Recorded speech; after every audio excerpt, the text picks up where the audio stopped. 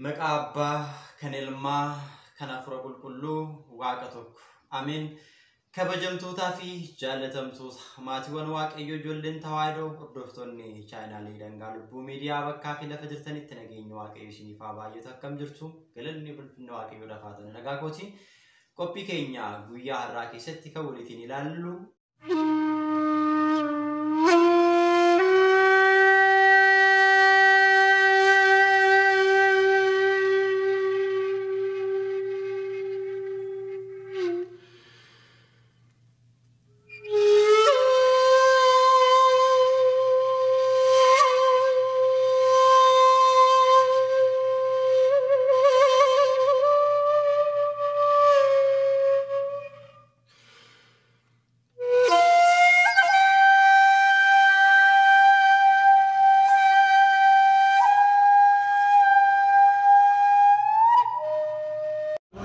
قدس مكان يطبق لي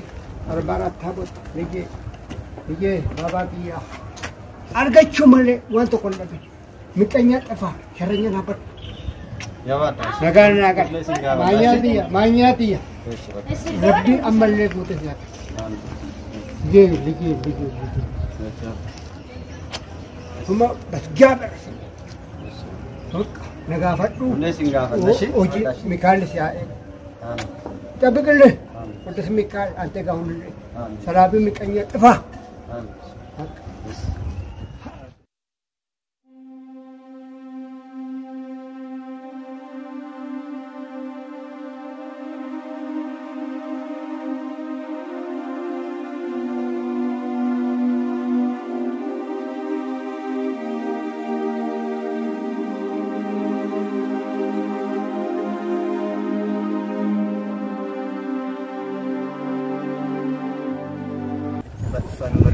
أكثر نجار سبورة نتنيا أملاك أملاك كلال عادلة إنسان أملاك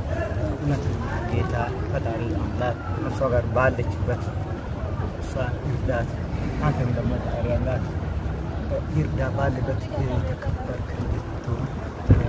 هذا غالي بشيني جيتا بشيني جيتا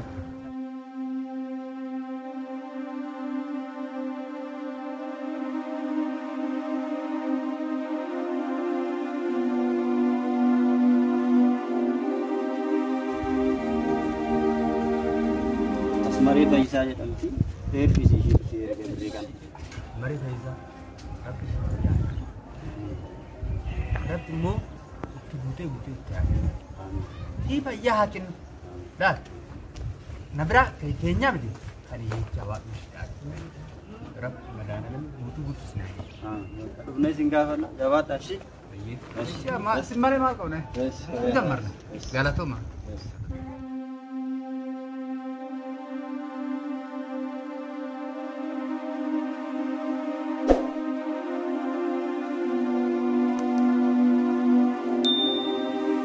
ያዙትና ስመሪት ልጅ ትባላለች ላከቲ ከውጭ ሀገር ማርቁት እሷ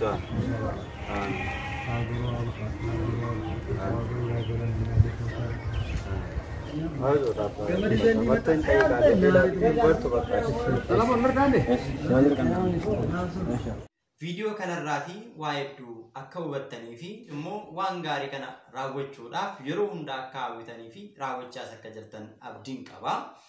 جلك برت أوبوليتي كينيا أسمري فيجسا واقعيو قفتن بكباستي تسيفاقوتو واقعيو نشايد بسو قتيل بسيفاتاشو جتشوني جالدا أوبوليتين كينيا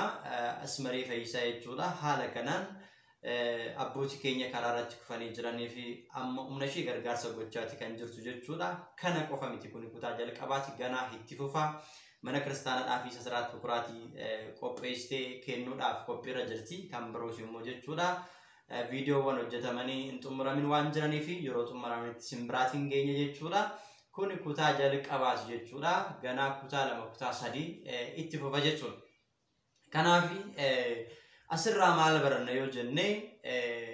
مجافة كل كيساتي غوثان كينيا يسوس كريستوس أكلو تراو النوف راوچو كينيان مو جرينيا برابرا كارغچو دندين كانو برسيسه وانجيلا برنه وجيت ايكو كانو برسيسو دجچودا gooftaan keenya Yesuus Kiristoos gaafa Gabre Herer yookiin immoo tulluu ejersaa isa jedhamu guyyaa kaleessaa jechuudha bartoota isaa 12 walitti qabee erga barsiisee erga gorsee booda bartoonni isaa gaafisa gaafatanii turan wangeela Maatiyos boqonnaa 24 irraa kaasnee gaafa dubbisnu jechuudha jalqaba irratti milikinni dhufaatii keetii maalinni nutti himi dhufuu kee maaliidhaan beekna yookiin immoo dhufaatiin kee yeroo gahu mallattoon nuti ittiin beeknu maaliidhaan nutti himi jedhanii isaan yeroo gaafatan gooftaan keenya Yesuus Kiristoos deebisee maal jedhanii dhuguma isiniin jedhaati eenyumtillee akka isiniin dogoggorsiisnee akeekkadha baay'ooliin isaanii maqaa kootiin masiidha jechaanii dhufu yeroo sanatti immoo saba gargar ni baasu gargar ni qoodu yeroo sanatti lolaa fi oduu lolaa dhaga'uudhaaf jirtu lafti ni socho'a sochiin lafaas ni ta'a beellis ni raawwatama mootummaa irratti sabni saba irratti ni ka'a kun immoo jalqaba ciniinsuuti kanaa olitti immoo wanta raawwatamu ganaa booddee isaadhaan dhufa garuu eenyumtillee akka isiniin dogoggorsiisne of eeggadhaa akeekkadhaa irrifatinaas jedhee gooftaan keenya Yesuus Kiristoos bartoonni isaa cimanii akka dhaabbatanii fi inni dhufutti qophaa'anii akka eeganii fi isaan barsiise yeroodhaaf kun duuka bootaaf yoo ta'u raawwiin isaa immoo nuun ijoollee addaam hundumaaf jechuudha wangeela Maatiyos boqonnaa 25 lakkoofsa 31 irraa kaasnee gaafa dubbisnu gooftaan keenya Yesuus Kiristoos jalqaba wangeela Maatiyos boqonnaa 24 irratti duuka boonni akka of eeggataniif akeekkachiisee kan ture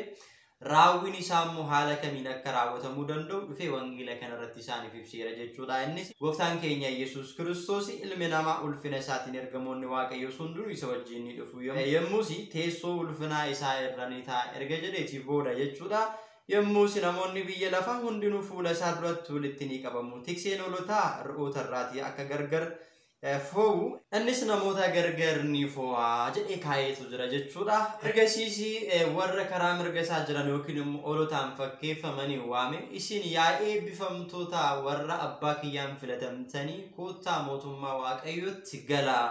mootummaa Waaqayyoo samii fi lafti kun osoo hin uumamin siniif kan qophooftedha beela'een ture na nyaachistaniittu qullaakoon ture na tuffistaniittu dheebodheen ture na obaastaniittu baqadheen ture mana keessanitti na simattaniittu hidhameen ture dhuftanii na gaafattaniittu dhukkubsadheen ture na gaafattaniittu jechuudhaan gooftaan keenya Yesuus Kiristoos karaa mirga isaa warra jiran warra waan gaarii hojjetan warra yeroo biyya lafaarra jiran akka obboleettiin keenya raawwachaa jirtu kana warra raawwatan warra beela'ee warra nyaachisan warra dheebotetti warra uffisan warra dhukkubsate dhaqanii warra gaafatan hospitaala deemanii warra jajjabeessaniif Waaqayyo gooftaan isin eebbifamtootadha mootummaa Waaqayyooti isiniif mala kanaafuu samii fi lafti sun uumamin dursa kan isinii qophaa'e gara mootummaa abbaa kootti galaa jedhee isaaniin gara mootummaa isaatti akka galchu gooftaan keenya Yesuus Kiristoos dubbate jechuudha deebi'ee karaa warra bitaa isaa jiran immoo yookiin immoo re'ootatti warra fakkeeffaman yookiin immoo cubbamoota warra ta'an jechuudha beela'een ture isin nan nyaachisne dheebodheen ture nan obaafne qullaakoon ture natti nuffisne baqadheen ture mana keessanitti nan simanne dhukkubsadheen ture dhuftanii nan gaafanne kanaafiyyuu isinii samii fi lafti sun uumamin dursa kan isinii qophaa'e gara gaannama isaati yookiin immoo ibidda bara baraatti galaan isinii jedha jedhee gooftaan keenya Yesuus Kiristoos erga dubbatee booda dabaree isaanii warri bitaa suni yaa gooftaa beela'uu kee argine yoomi beela si baasuu dinne dheebochuu kee argine yoom dheebuu si baasuu dinne qullaa kee ta'uu argine yoom sitti uffisuu dinne yoom dhukkubsachuu kee argine dhufnee si gaafachuu dinne jedhanii yommuu isaan morman warreen xinnayyoo biyya lafaarra jiran kana keessaati warreen karaarratti kufanii jiraniif warri hin goone anaafuma hin goone isaaniif gootan jechuun anaaf gootan yookiin immoo isaan gargaartan jechuun ana gargaartan jechuudha obboloota keessa warra biyya lafaarra jiran ija keessaniin argitanii kan hin gargaarre isaan kan hin deeggarre anammoo Waaqayyoon ija fuudhaan arguu kan hin dandeenye akkamittiin na deeggaru akkamittiin na gargaaruu dandeessu jedhee Waaqayyo gooftaan erga itti dubbatee booda falmii akka kaasan dubbate jechuudha macaafni qulqulluun maqaa keetiin hafuurota hamootaa baafneerra maqaa keetiin waan argaa hedduu hojjenneerra maqaa keetiin raajii dubbanneerra kanaafuu mootummaa Waaqayyoo nuuf mala akkamittiin deeminuun jette jedhanii yommuu isaan falman dhuguma isiniin jedha yaa gooftaa warri jedhan qofti mootummaa Waaqayyootti galuu akka hin dandeenye isinitti nan hima kanaafuu isiniin beeku narraa deemaan isiniin jedha jedhee Waaqayyo gooftaan keenya Yesuus Kiristoos wangeela kana keessatti cimsee kaa'eera jechuudha kanaaf namni hojii gaarii hin qabne namni qulqullummaadhaan hin deddeebine namni hiyyeessa hin gargaarre namni rakkataa hin gargaarre beelaa kan beela hin baasne hojii gaarummaa kan hin qabne gaabbii kan hin galle fooniif dhiiga isaa kan hin fudhanne mootummaa waaqayyootti galuu akka hin dandeenye lafa kaa'eera jechuudha. Nuti immoo egaa wangeelli keenya macaafni qulqulluun kan nu barsiise raawwachuun dirqamadha jechuudha. Kanaafuu viidiyoo kana jalqaba irratti kan isinii dhiyeessee fi warreen hojii gaarii hojjechuudhaan karaa jireenyaa qabatan keessaa warreen fakkeenya ta'anii hojii gaarii hojjetan waan ta'eef nutis immoo dabaree keenya hojii gaarii hojjechuun barbaachisaa waan ta'eef egaa waaqayyo gooftaan hunduma keenya nu haa gargaaru hojii gaarummaa hojjennee eebba akka argannuuf waaqayyoon hunduma keenyaa fi jalaphee keenyaa nuuf haa banu biyya lafaarra yommuu jirrutti jechuudha. Mana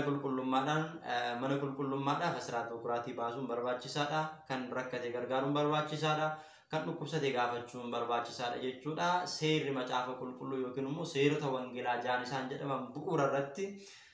namni firdiidhaaf gaafa dhiyaatu jalqaba irratti kan dhiyaatan keessaa isaan ijoo waan ta'aniif jechuudha. Kiristaanni gamoo kana raawwachuutu irra jiraata. Inumaatu immoo yeroo soomaa kana keessa jechuudha hojii gaarummaa kana raawwanne eebba argachuun barbaachisaadha jechuudha. Kanaafuu egaa warreen haala kanaatiin hojii gaarummaa kana hojjechuu barbaadan balballi banaa jira carraa isinii kennameetu jira jechuudha. Kan hojjettanirraa kan argattanirraati hiyyeessa gargaaruun barbaachisaadha. Waaqayyo gooftaan hundumti keenya qalbii keenya jijjiirrannee gaabbii gallee fooniif dhiiga isaa fudhachuudhaan hojii gaarummaa waaqayyo nu ajajee raawwanne mootummaa isaa akka dhaalu waaqayyo nu gargaaru. Wangeelaa Yohaannis boqonnaa 15 lakkoofsa 14 irratti waan ani isin abboome yoo raawwattan ani firoota koon isiniin jedha malee diinota koo isiniin hin jedhu nuun jedha. Kanaafuu egaa waan waaqayyo nu abboome immoo hojii gaarii raawwachuudha dadhabaa gargaaru hiyyeessa gargaaru waan ta'eef iyyuu waan waaqayyo nu abboome hojjennee firoota waaqayyo taanee biyya lafaa irratti faarsitoota maqaa isaa samii irratti immoo dhaaltota mootummaa isaa akka taanu waaqayyo nu gargaaru. Tsoomni kun egaa hunduma keenyaaf tsooma nagaa tsooma jaalalaa nuuf haa ta'u. Amma egaa tsooma qixxee geenyeetu jira jechuudha. Kanaan durallee jechuudha isa darbe keessatti hojii gaarummaa kan hin raawwanne amma tsoomni kun osoo hin dhumin hojii gaarummaa ammarraa eegallee akka raawwannee ittiin eebbifamnu waaqayyoon nu haa gargaaru. Qophii biraadhaan hanga wal arganitti nagaata. Waaqayyoon hunduma keessan faana haa ta'u. Wasbaata Egzaabeer.